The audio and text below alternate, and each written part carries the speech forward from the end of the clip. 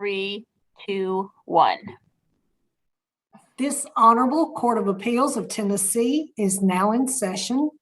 Thank you, Ms. Lindsay, and on behalf of Judge Bennett and Judge McClarity, we welcome counsel to this oral argument, which we are broadcasting via live stream to the public so that they will have the benefit of viewing the argument and to fulfill our obligation to maintain open courts.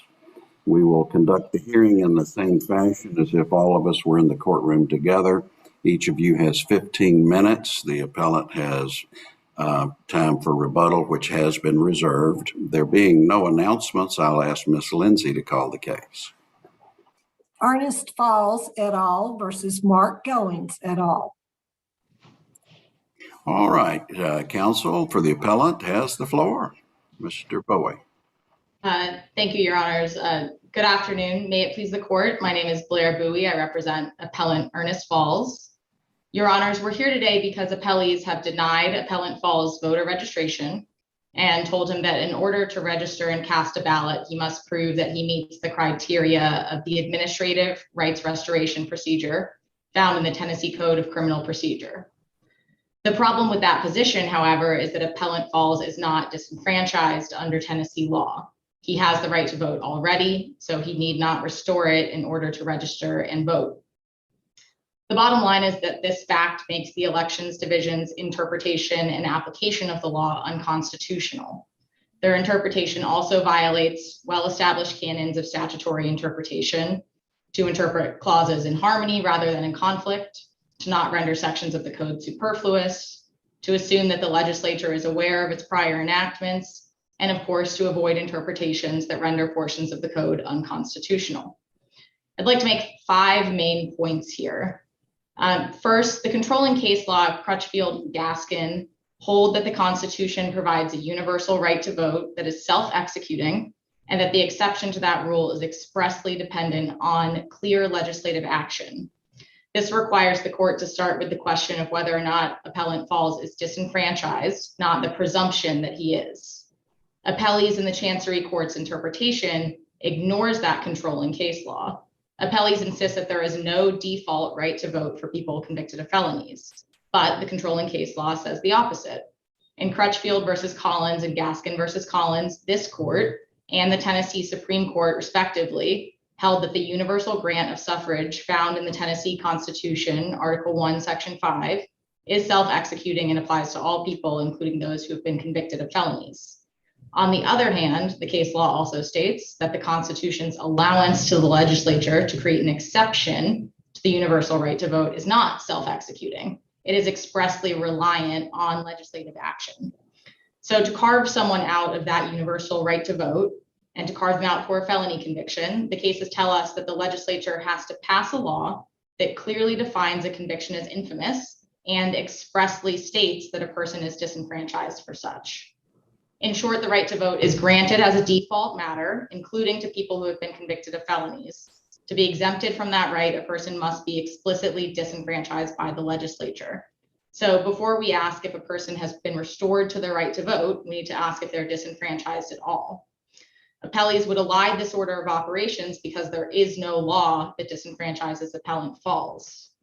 And that brings me to my second important point here. The Chancery Court erroneously relied on Section 4021.12 for the conclusion that appellant Falls is disenfranchised.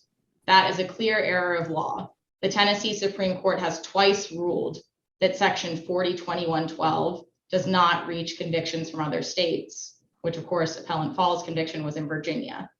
And those 2 cases are Burdine versus Kennan and Vines versus State. So that brings me to my third point, which is only Section 219.143.3 could disenfranchise appellant Falls because it's the only section that reaches out-of-state convictions to disenfranchise people, but it expressly does not reach his situation. It says he would be disenfranchised unless he meets one of 3 conditions, and it's uncontested that he meets the first condition, so he's not disenfranchised.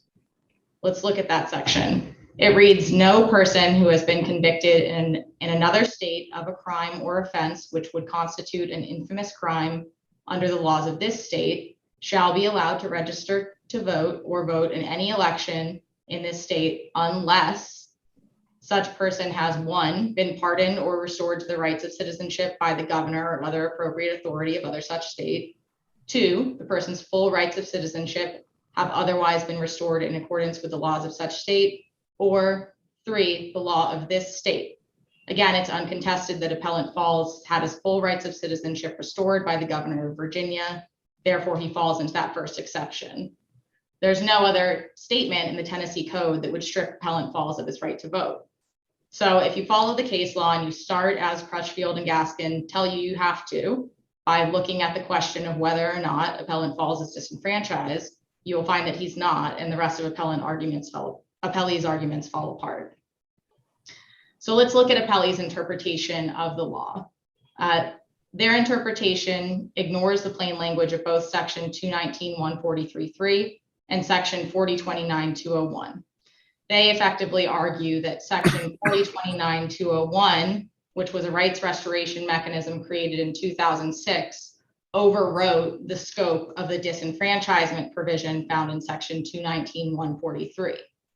But that ignores the plain language of Section 4020-201, which says that it is a rights restoration mechanism that applies to people who have been disenfranchised. It expressly applies to disenfranchised person. So let's look at that language. And this is Title 40, Criminal Procedure, Chapter 29, Restoration of Citizenship, Part 2, Voting Rights, Section 202, Application for Voter Registration Card. Section A, a person rendered infamous and deprived of the right of suffrage by the judgment of any state or federal court is eligible to apply for a voter registration card and have the right of suffrage restored upon meeting certain criteria. So right there, it says that this applies to a person who has been rendered infamous and is deprived of the right of suffrage. Of course it does. Why would a person who's not disenfranchised need to restore their voting rights? But Appellee's argument ignores that and says that it applies to Appellant Falls anyway. Now, this interpretation puts the code in conflict with itself, and it renders the first 2 phrases of Section 219-143 superfluous. If you look at the way that these provisions work together, you can see again that Section 219-143 sets out the scope of disenfranchisement. Section 4029-202 says what a person does if they are disenfranchised. The conflict that's created by Appellee's argument is that Section 219-143 says a person is disenfranchised unless he meets one of 3 conditions. Appellant Falls meets the first condition, so he's not disenfranchised. But Appellees say that Section 4029-202 means he doesn't have the right to vote. How can he be not disenfranchised yet also not have the right to vote? That's a clear conflict. Under Appellant Falls' interpretation, the rights restoration mechanism in Title 40, Chapter 29 only applies to people who are disenfranchised. So he is not a person covered by the plain language of that statute. There's no conflict. Moreover, it's clear that the 3rd exception to disenfranchisement in Section 219-143, which again reads that a person is disenfranchised unless they have their rights restored, ... under the law of this state. It's clear that that clause refers to the rights restoration mechanism found in Section 4029-202. And Appellant Falls included in that pamphlet that you have the 1981 and 1983 laws that created that and make clear that that is exactly what the legislature intended when they added that phrase to the end of Section 219-143(3), giving people that 3rd pathway to not be disenfranchised by using this mechanism that they had set up for people who had Tennessee state convictions to go to court and get their voting rights restored. So it's clear that that's what that refers to, but Appellee's interpretation effectively makes it so that everybody has to use that 3rd exception, right? It turns the ors in that section into ands, and it forces everyone to use that, which renders those first 2 clauses meaningless and superfluous, which violates the canons of statutory interpretation. So again, Crutchfield and Gaskin control, and they make clear that the Elections Division cannot disenfranchise someone without express, previously ascertained and declared statement to that end. The best argument appellees can muster is that the legislature implicitly struck the first two exceptions to disenfranchisement for people with out-of-state convictions when they passed a law that was intended to make the rights restoration process easier. But Crutchfield and Gaskin don't allow the legislature to hide disenfranchisement elephants in rights restoration mouse holes. And I'd like to just conclude by pointing out that Appellant Falls is in a somewhat exceptional circumstance here. The fact is that full restoration of citizenship in any state is somewhat rare. There are only 12 states that automatically restore citizenship. So really, people are not going to be able to take advantage of those first two exceptions. So it's true that as a practical matter, most Tennesseans with felony convictions, whether from Tennessee or other states, will have to utilize that rights restoration process in section 4029-202 if they want to vote again. But just because this situation is rare, it doesn't mean that the Elections Division can ignore the Constitution and the contours of Tennessee's admittedly quite complicated felony disenfranchisement law. It has to determine whether a registrant is actually disenfranchised before denying their right to vote. So we ask the court to follow Crutchfield and Gaskin and recognize that Appellant Falls is not disenfranchised, reverse the opinion below, and allow him to vote. Thank you. Thank you, Ms. Bowie, and we'll hear from you again on rebuttal. General Rieger. May it please the court, my name is Alex Rieger, and on behalf of the Attorney General, I represent the official capacity defendants in this case, including the Attorney General, Secretary of State, and the Coordinator of Elections. This appeal challenges the Chancery Court's grant of summary judgment to defendants. The Chancery Court correctly determined that the requirements of Tennessee Code Annotated 4029-202 applied to plaintiff. The Chancery Court's decision should be affirmed. The Tennessee Constitution is clear. The legislature is empowered to exclude persons convicted of infamous crimes of the right to vote, and it does so in two places. The first is Tennessee Code Annotated 40-29-112, and the second is Tennessee Code Annotated 2-19-143. There's not any argument in the record that plaintiff was convicted of an infamous crime in 1986 in Virginia for committing involuntary manslaughter. Pursuant to Tennessee Code Annotated 2-19-143.3, from that moment, he was disenfranchised in the state of Tennessee. In 2018, when he moved from Virginia to Tennessee, there is no question that he was still disenfranchised pursuant to Tennessee Code Annotated 2-19-143.3. His clemency only occurred in 2020 after plaintiff was in Tennessee and his disenfranchisement continued. He had no constitutional right to vote in Tennessee from 1986 on. He was disenfranchised. Plaintiff's first argument is that he was never disenfranchised, and that's incorrect. Tennessee Code Annotated 2-19-143 makes it clear that no person who has been convicted in another state of a crime or offense which would constitute an infamous crime in Tennessee shall be allowed to vote, unless that person's been pardoned or restored to full rights of citizenship.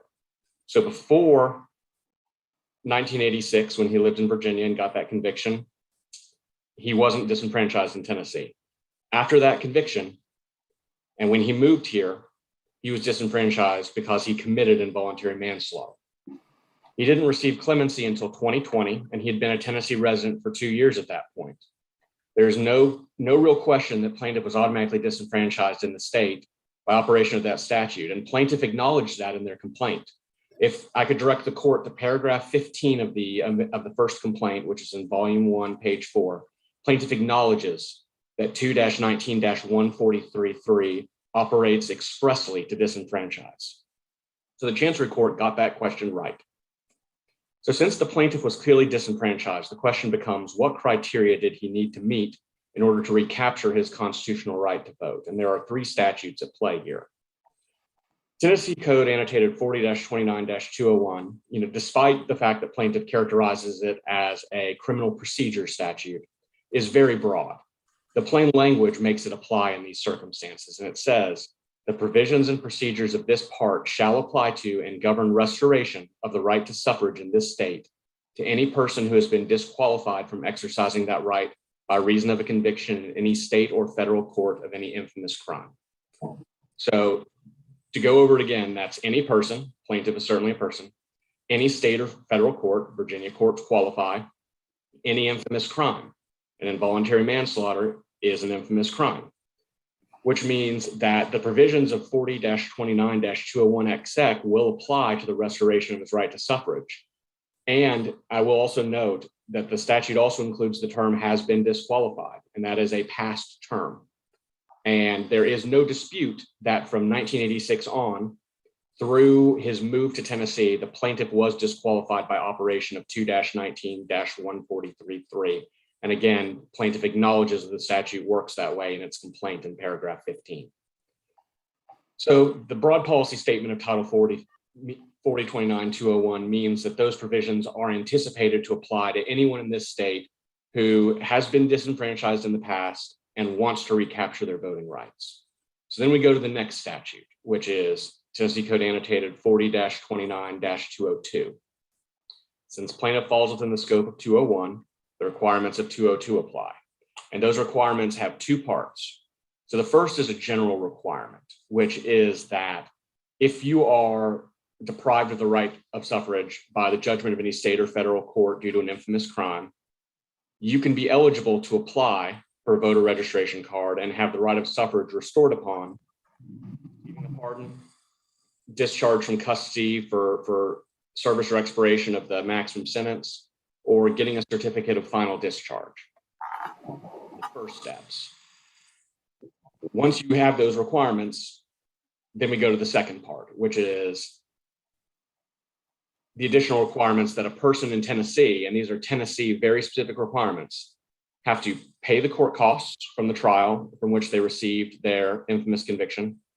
They have to pay all restitution to the victims in that case, and they have to be current in their child support obligations. And those are three additional criteria that Tennessee places on any person who's been disenfranchised, who's attempting to recapture their right to vote in the state of Tennessee.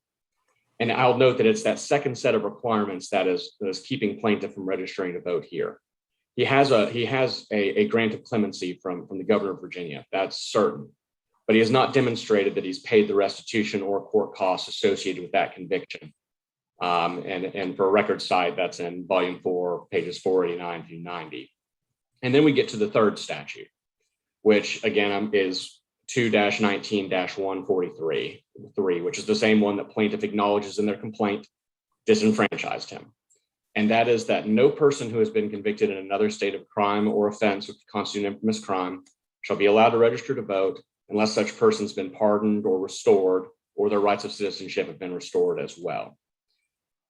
That basically means unless the plaintiff has been pardoned or restored by the governor of the other state, he cannot be reenfranchised. And that's really the main issue in this appeal.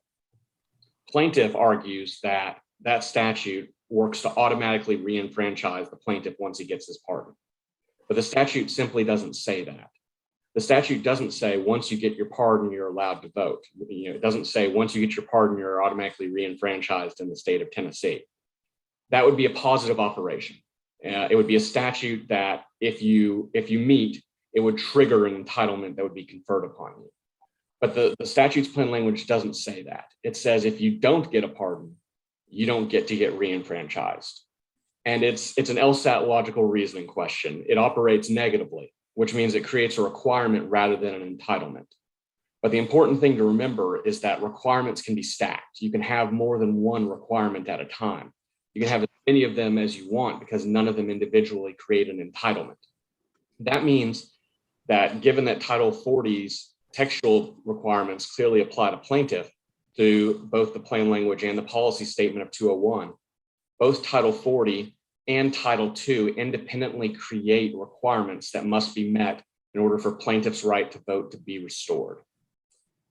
Now, the canons of statutory construction don't allow us to ignore Title 40 when it clearly applies to plaintiff, as it does by both the language of 201 and 202.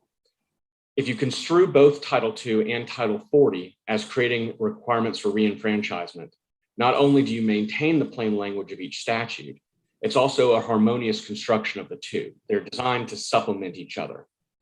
And I'll note to the court, if there's any question about that, the legislative history is very, very clear in this case.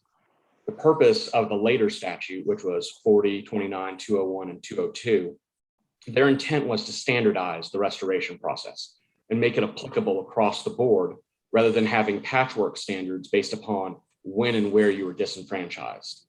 to the legislature, going through the legislative history, which is in the record, it's very clear that they didn't want to have a standard where someone who got convicted of an infamous crime in another state, say Virginia, could come to Tennessee and have an easier time getting restored to the right to vote than someone who was a Tennessee resident and committed the crime here. The idea was to standardize, not create different strata for persons to avail themselves of. General Rieger, if the plaintiff had remained in Virginia, been pardoned in Virginia, and then moved to Tennessee, would your analysis allow him to vote? Your Honor, in that case, it is significantly less clear. We've wrestled with that, and we're very thankful that we were not presented with that fact pattern because it fits much less neatly into 2-19-143.3. However, in this case, the circumstances that both Plaintiff Falls and before that Plaintiff Bledsoe were under is that they came to Tennessee and were disenfranchised in Tennessee before they had their pardon or their clemency, which puts it in a much, much clearer circumstance and understanding that Title 2-19-143 would in fact have rendered them disenfranchised for a period of time. So you don't want to answer my question? I would prefer not to opine, given that we don't have that factual situation in front of us. Yes, but hypotheticals help you understand and reason through how statutes should be applied. So I'd really be interested in your thoughts. And Your Honor, we would be happy to supplement argument with a letter or a brief if the court would request that. However, at this point, given that the Chancery Court did not have the opportunity to weigh in on that particular fact pattern, and that it is, I'm not going to request that, but I am disappointed that you won't attempt to answer it. I understand, Your Honor. General, did the petitioner, while a resident of Tennessee, apply for voter registration prior to receiving the full pardon from Virginia? Your Honor, that information is not in the appellate record, so I'm not sure. The application that was made that's before the court now was made after the full pardon from Virginia. Is that correct? That is my understanding, Your Honor. Thank you. But even if plaintiff were correct that there was an irreconcilable conflict between 40-29-202's requirements and 2-19-143's requirements with regard to out-of-state convictions and restoration of voting rights, 202 would have to apply because it's the more recent enactment, and that's the Lovelace case and the Hayes case cited in our brief. And more importantly than that, accepting that the Title 40 requirements would control would do less overall damage to the code. First, it would have the effect of not placing Tennessee residents at who commit infamous crimes at a disadvantage when they're trying to achieve reenfranchisement. It would also avoid what plaintiffs would collaterally accomplish, which is to vitiate 40-29-204. And that particular section prohibits people in the state of Tennessee from ever registering to vote in this state if they're convicted of treason, murder, voter fraud, certain sexual offenses. And in particular, Part C references any violent sexual offense containing the same elements and designated as a felony in any other state or federal court.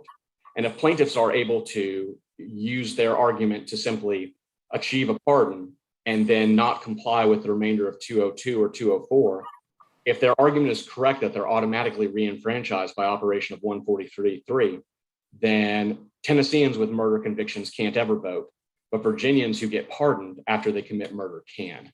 And that can't be right. And if you look at Part C, it clearly confirms that Tennessee has no desire, no legislative intent for anyone, regardless of the state of conviction, to be reenfranchised for one of these offenses. The statute. I just have a question. Yes, sir. Has it been confirmed by the Virginia court that there is a court cost that has to be paid? Your Honor,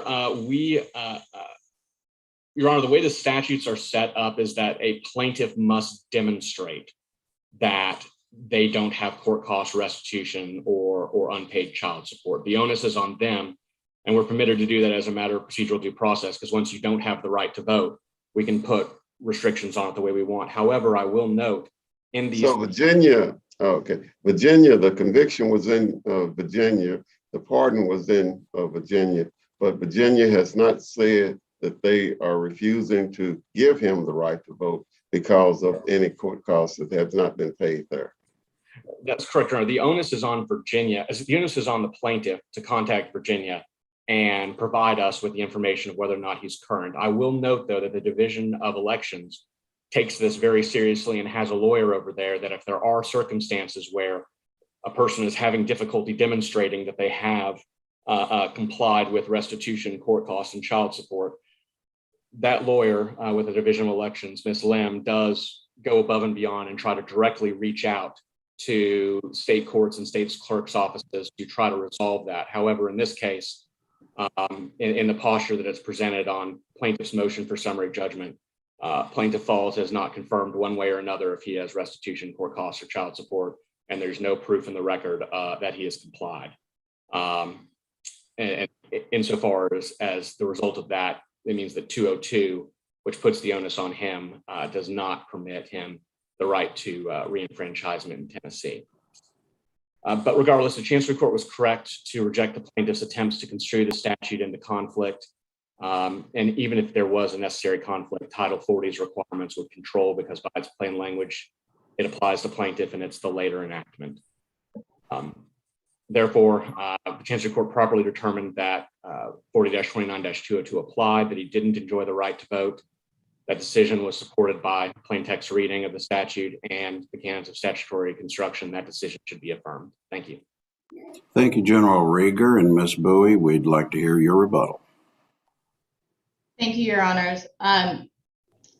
Appellees are entirely ignoring the case law. They would write on an entirely blank slate here. Once again, Attorney General Rieger started out by citing Section 4020-112 as for the conclusion that Appellant Falls is disenfranchised. The Supreme Court of Tennessee has twice ruled that that does not apply to out-of-state convictions, Birding and Vines. Then Attorney General Rieger spoke about the requirement versus entitlement tee-up that he's putting here, saying that there is no positive right to vote for people who have been convicted of felonies. Again, that ignores the case law. Crutchfield clearly sets up the order of operations to say everyone has the right to vote, including people convicted of felonies. Only people are disqualified if the legislature makes a clear statement, and you have to find that statement first before you ask the question of whether they've had their rights restored. Again, that's Crutchfield. There's case law here. There's controlling case law. And then I think we get to this question that you were getting at, Judge Bennett, about this interesting focus on the words has been disqualified to somehow like create temporal significance around whether the person was ever disenfranchised, not the question of whether they are disenfranchised at the moment when they attempt to register to vote. I think there's three ways to read that, and I will say that that language only appears in one place at Section 4029-201. Section 4029-202 gives different language, a person rendered infamous and just deprived of the right of suffrage by the judgment of any state or federal court. So again, that's more like, are we talking about someone who is currently disenfranchised? But let's break this out. I think there's three ways you can understand that language that says this applies to someone who has been disqualified. Appellant Falls' way of interpreting that is that this is a rights restoration mechanism. So it applies to and can be used by people who are disenfranchised at this moment, the moment that they are trying to register or cast a ballot. That's when it's relevant. That's what Section 219-143 says. The other two ways you can interpret it, I think the first way is you could say it applies to people who have been disenfranchised in the past, even if they're not disenfranchised now. And I think, Judge Bennett, you were getting at the fact that that would kind of create an absurd result with many people, depending on when they got their rights restored and when they moved to the state. But moreover, that interpretation is foreclosed by Gaskin. It would be unconstitutional. Imagine a situation where somebody under the current statute got their rights to vote restored, got the certificate of restoration, and then the legislature goes back and says, well, we've added another criteria and now you actually have to wait 10 years until you've completed your sentence to get your rights restored.